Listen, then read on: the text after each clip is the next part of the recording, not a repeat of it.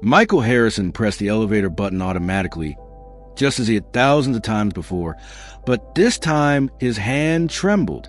27 floors separated him from his possible death, and for the first time in decades, the weight of his fortune felt insignificant. The boy, thin, hollow-eyed, no older than 12, had appeared out of nowhere that morning, clutching the sleeve of his Italian suit. "Your wife and your brother," he whispered. "I heard them planning. The main elevator, they tampered with it." Michael had dismissed the warning at first. After all, Rachel had been his partner for 15 years, and Terry, his only brother, had grown up by his side, building the Harrison empire together. But something about the urgency in those words pierced his armor of skepticism. Maybe it was the little signs he had been ignoring. The furtive glances from Rachel during breakfast, Terry's secret meetings at the office, the hushed conversations that stopped the moment he walked into the room. The seed of doubt, once planted, spread like weeds through his perfectly manicured garden. Michael canceled all his meetings that morning, something he had never done in 30 years of business, and discreetly hired an inspection team. The report arrived 2 hours later, and each word felt like a dagger to his chest. The main elevator cables had been strategically cut, undetectable to the naked eye, but fatal under pressure. A 27-floor fall would be recorded as a terrible accident, a tragic mishap that would eliminate the CEO of Harrison Enterprises without raising suspicion.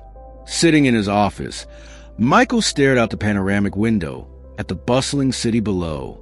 The empire he had built surrounded him like a fortress of glass and steel, but now he realized that his greatest threats didn't come from external competitors. They sat at his dinner table every night. His phone vibrated on the desk. It was a message from Rachel. "Love, don't forget our meeting with the investors at 2 p.m. Terry has already confirmed. We'll be waiting in the lobby." A shiver ran down Michael's spine. The meeting was a trap, the perfect moment for his accidental departure from this world. His fingers brushed over the polished surface of his desk, touching the only framed photo he kept there. Him, Rachel, and Terry, smiling on their last trip to Europe. The happiness in that image now felt like a grotesque mask, hiding the rot that had been festering underneath. How had he not seen the signs? The greed in Rachel's eyes when she talked about the company's future? The barely concealed resentment in Terry's voice every time another success was announced? The street boy, he didn't even know his name yet, had saved his life with that warning. An unlikely angel, emerging from the shadows of a city Michael had always ignored from the comfort of his armored car.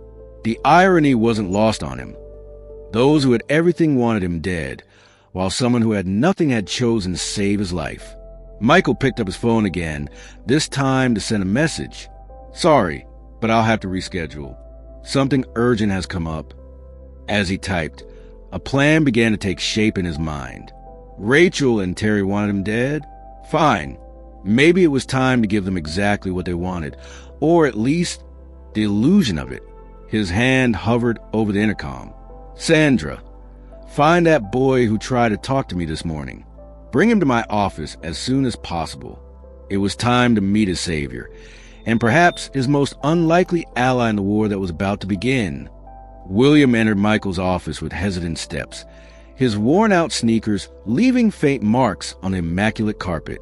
His eyes darted around the luxurious space, filled with a mix of fascination and distrust, like a wild animal assessing unfamiliar territory. Michael studied the boy with renewed interest, not just as a source of information, but as the unlikely guardian of his life. "How long have you been watching my wife and my brother?" Michael asked, his voice softer than usual. The boy shifted in the oversized leather chair. 3 weeks, William replied. His fingers played with the frayed hem of his t-shirt. "I sleep near the underground parking lot. They talk late at night when they think they're alone." There was a maturity in his voice that clashed painfully with his youth. Michael felt his chest tighten. He was a man who dealt with astronomical figures, billion-dollar mergers, the fate of entire corporations. But here, facing a boy who slept on the cold concrete of his parking lot, something inside him began to shift. "Why did you decide to warn me?" The question slipped out before it could stop it. William looked up, and for the first time, Michael saw not just the toughness of life on the streets, but a glimmer of something deeper. Because no one deserved to be betrayed like that, the boy said simply, especially by family. The words hit Michael like a punch to the gut. William spoke with the bitter wisdom of someone who knew betrayal all too well. The silence that followed was filled only with the soft hum of the air conditioner and the weight of unspoken truths. "Are you hungry?"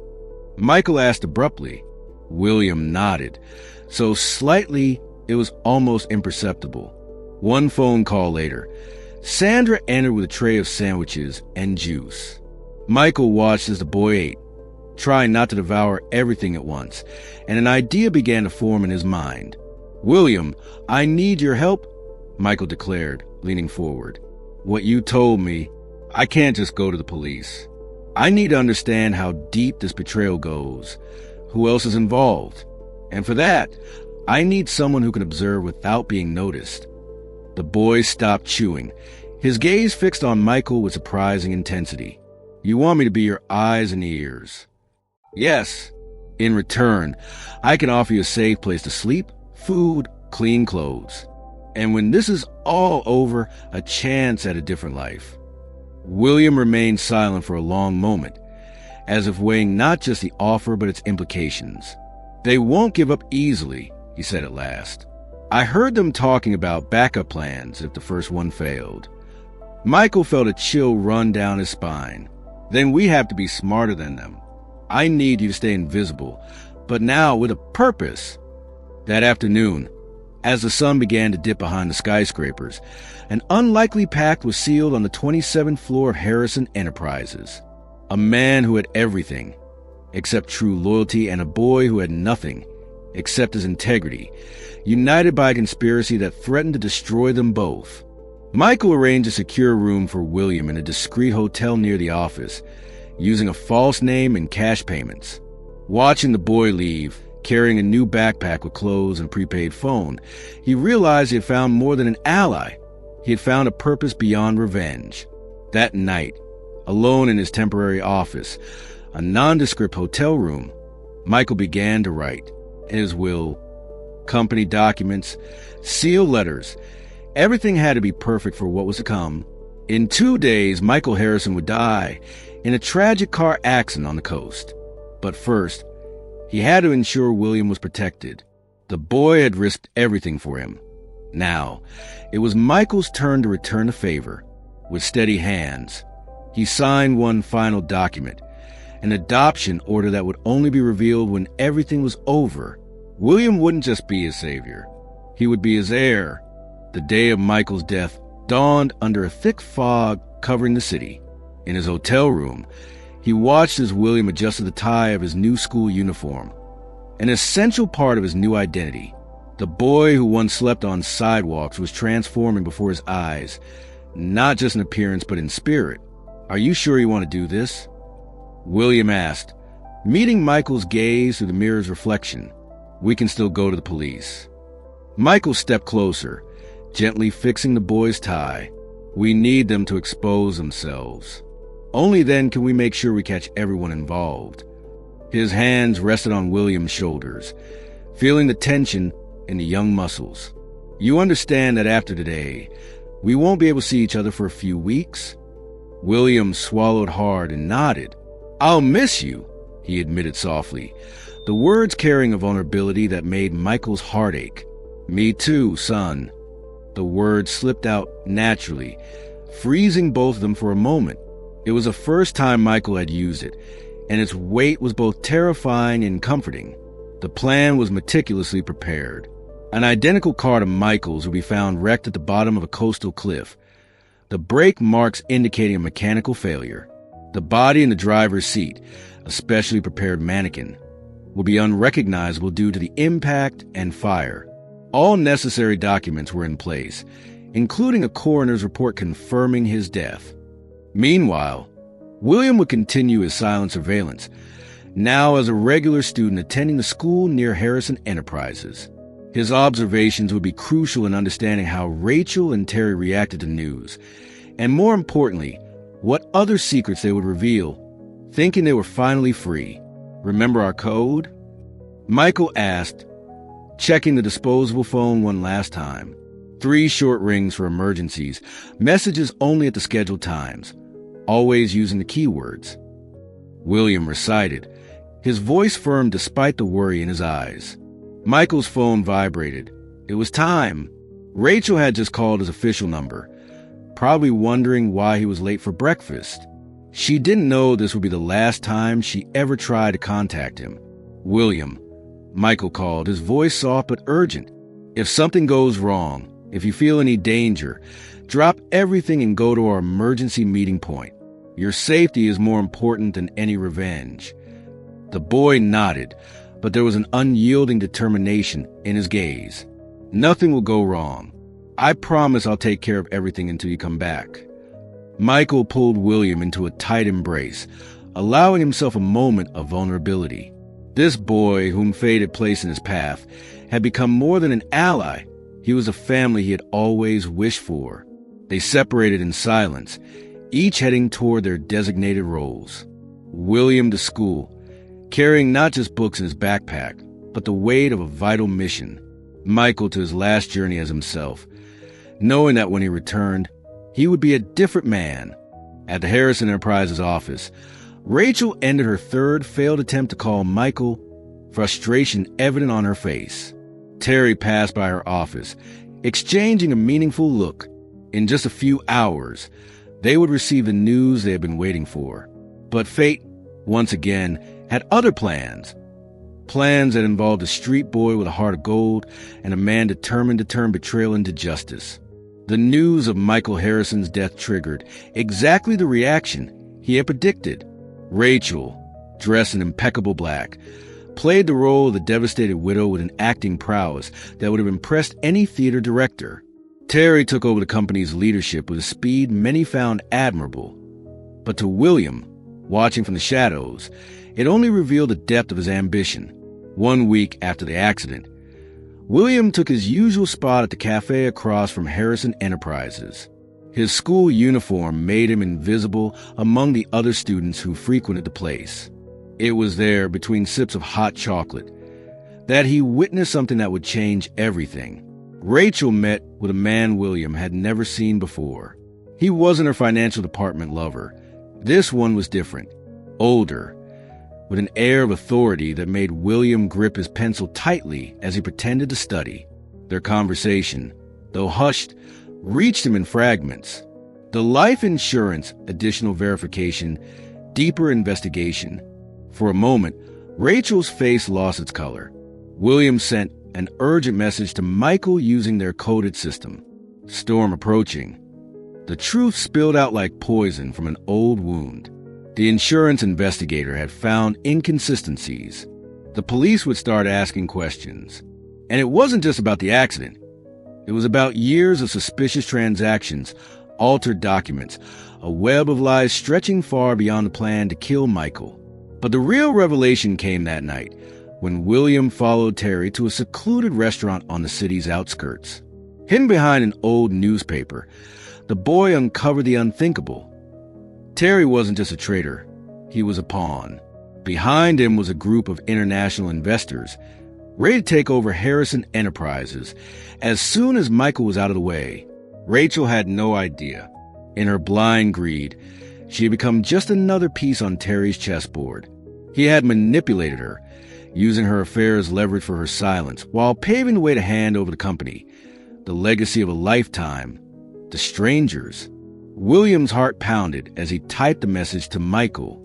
How do you tell a man that his own brother hadn't just planned his death, but also the complete destruction of everything he had built? Michael's response was immediate.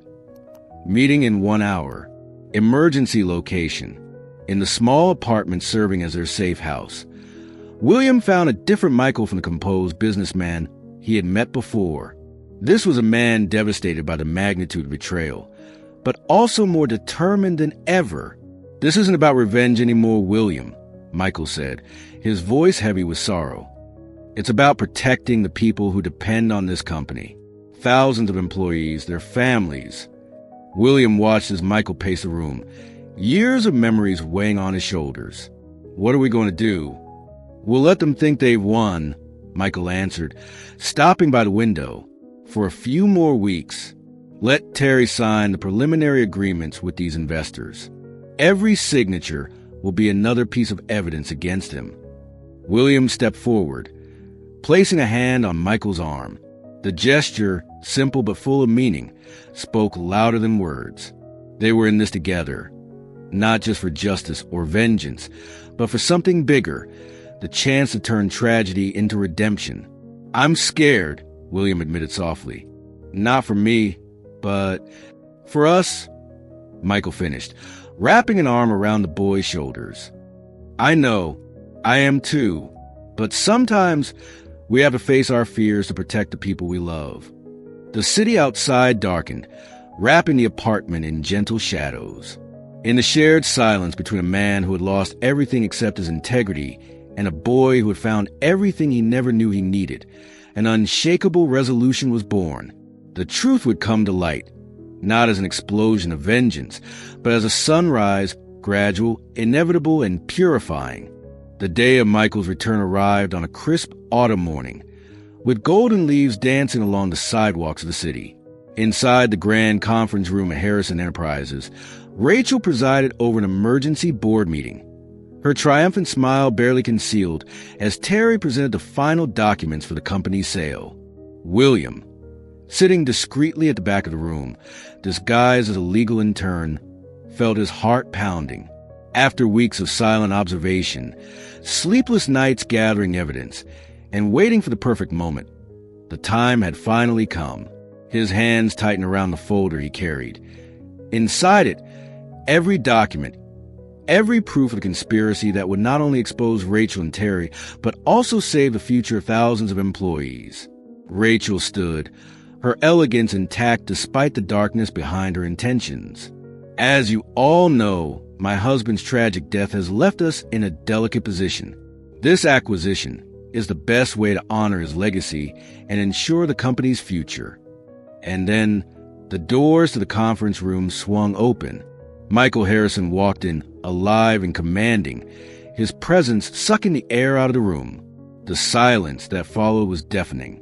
Rachel dropped a glass of water in her hand, the shattering sound echoing through the room like a breaking illusion. Honor my legacy? Michael's voice carried a quiet devastation. Is that what you call try and kill me? Terry shot up from his seat, his face ghostly pale. This is impossible. You're dead. Dead like my car's brakes were supposed to be? Or dead like the elevator you sabotaged? Michael walked slowly around the table, his measured steps and piercing gaze pinning everyone in place. Or maybe you mean dead like the poison pills Rachel so lovingly prepared for me every morning? William watched from his seat, torn between relief and sorrow. Rachel, her mask crumbling, turned toward the door in desperation, only to find 2 uniformed police officers blocking her escape. We have everything, Michael continued, his voice lower now, filled with something deeper than anger, betrayal, grief, but also resolve. The transfer of funds, the hidden contracts, every single detail of your plan to sell out our father's life's work to foreign investors. Terry collapsed into his chair, decades of jealousy and resentment weighing down on him. You were always the favorite, he muttered, his voice hollow. The perfect son, the chosen heir. And you were always my brother, Michael said, his voice breaking slightly. The person I trusted most in this world. Rachel, now trembling, turned to Michael with teary eyes. You don't understand. I felt suffocated, invisible by your side. All your love was for the company, never for me. No, Michael interrupted, shaking his head. My love was real. You were the one who couldn't see it through your own ambition. And then William stood, stepping toward Michael, the folder of evidence in his hands. This boy, Michael said, placing a firm hand on William's shoulder, taught me more about loyalty and true love in a few weeks than you ever did in years. The morning sun poured through floor-to-ceiling windows, illuminating shocked faces, scattered documents, and shattered dreams. But it also lit something new. Truth, painful but necessary, in the beginning of a different story. One not of revenge, but of redemption. A year had passed since that fateful morning, a morning that changed everything. Harrison Enterprises remained standing, stronger than ever, its foundations now built on something far more valuable than money: integrity. In his new office, Michael stood by the window, watching the city below as the evening lights flickered to life. The familiar sound of footsteps behind him made him smile. William had just arrived home from school, his backpack full of books and dreams. "How was your math test?" Michael asked, turning to see not the scared street boy he had met months ago, but a confident young man, transformed by love and trust. "I think I did well," William replied, dropping into his favorite chair, the same chair where months ago he had revealed a conspiracy that saved Michael's life.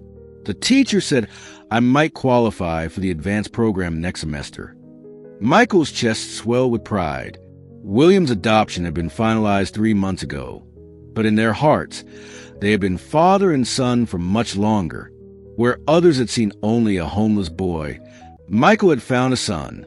Where William had only sought to do the right thing, he had discovered a family. Rachel and Terry were now facing the consequences of their choices. Not in a prison of steel bars, Michael had chosen a different path. They had been exiled from the company and the city, left with nothing but the weight of their own consciences and a chance to start over. Michael knew their real punishment would be living with the memory of everything they had lost to their own greed. Sometimes, William mused, fiddling with a silver chain Michael had given him on his birthday, "I wonder what would have happened if I hadn't warned you that day." Michael sat beside his son, placing a reassuring hand on his shoulder. "I think about that too. And do you know what I've realized? Sometimes we have to lose everything to find what truly matters." The silence that followed was a comfortable one, filled with the kind of understanding that only exists between those who have faced the worst and come out stronger. On Michael's desk, a new picture had replaced the old one. He and William on their first official day as father and son, their smiles genuine, their bond unbreakable. "The company is different now," William observed, glancing around the modernized office. "More human." Michael nodded. Rachel and Terry's betrayal had taught him a valuable lesson about what true success meant. Harrison Enterprises now invested heavily in social programs, including a shelter for homeless youth, a quiet tribute to the boy who had changed everything. "You know what else has changed?" Michael asked, smiling softly. "Me. You taught me that family isn't about blood or inheritance. It's about choices, about finding light in the darkness and trusting even when the world calls you crazy for it." William stood up and hugged his father tightly. They were no longer the wary businessman and the desperate street boy. They were simply father and son, bound by something stronger than any conspiracy or betrayal. Outside, the city pulsed with its usual rhythm, indifferent to the small stories of redemption unfolding in its skyscrapers. But inside that office, two people brought together by fate celebrated a simple truth. Sometimes, the greatest treasures aren't locked away in vaults, but found in the most unexpected places, waiting for someone brave enough to see them. And so, where others saw only a story of betrayal and vengeance, something far more precious had emerged, a story of love, trust, and second chances. Because in the end, it's not the fall that defines a man, it's who stands beside him when he chooses to rise. Dear viewers, if this story touched your heart as much as it touched ours while telling it, don't forget to share your thoughts in the comments. Your opinion means the world to us. If you want more emotional stories like this, give us a like and subscribe to the channel. Together, we can continue exploring these deep narratives that make us reflect on the true meaning of family, love, and redemption. See you in the next story.